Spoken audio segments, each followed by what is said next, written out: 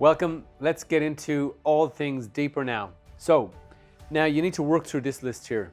So right now, who are your provokers? So who really pushes that negative button of yours? Who just gets under your skin?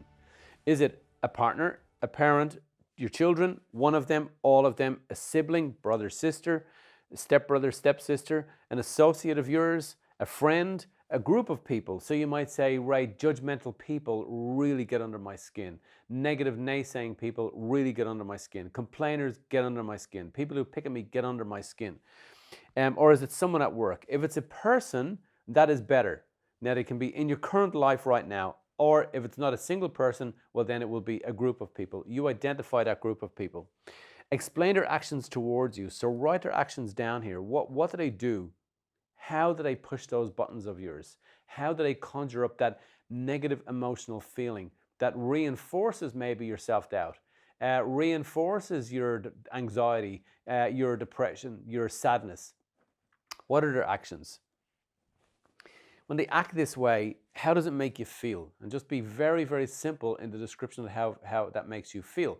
You might say, it makes me feel negative, makes me feel useless, makes me feel unloved, unheard, uncared for, incapable, incapable. Whatever that is, write that down. Next, how do you deal with them when they're doing this? When you're feeling this way, how do you deal with that? So you might say, when I'm with my partner and he's really judgmental of me and it turns into an argument, he just will not back down. But I back down.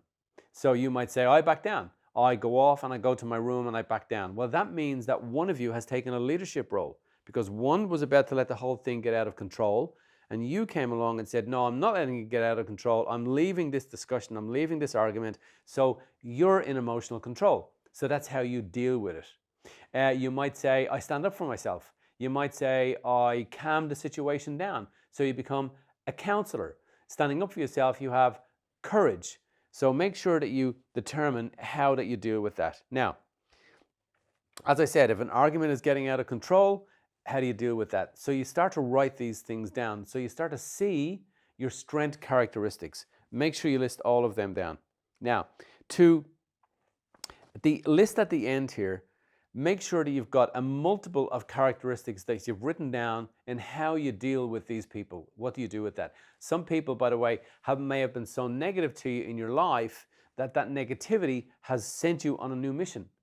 And that negativity has you doing your personal development work. So is it the negative people, and is your action to deal with those negative people, to go and get educated, to learn, to watch videos, to watch blogs, to read books? What do people who read books do? Well, they become really, really creative. They create alternate realities. They enhance and reinforce their imagination. They become smarter. They become great thinkers. They become great problem solvers. In other words, everything that those negative people around you are doing, you are calling on a strength characteristic that you own deep within you to deal at that moment in time with that person or that group of people's negative actions or thoughts towards you.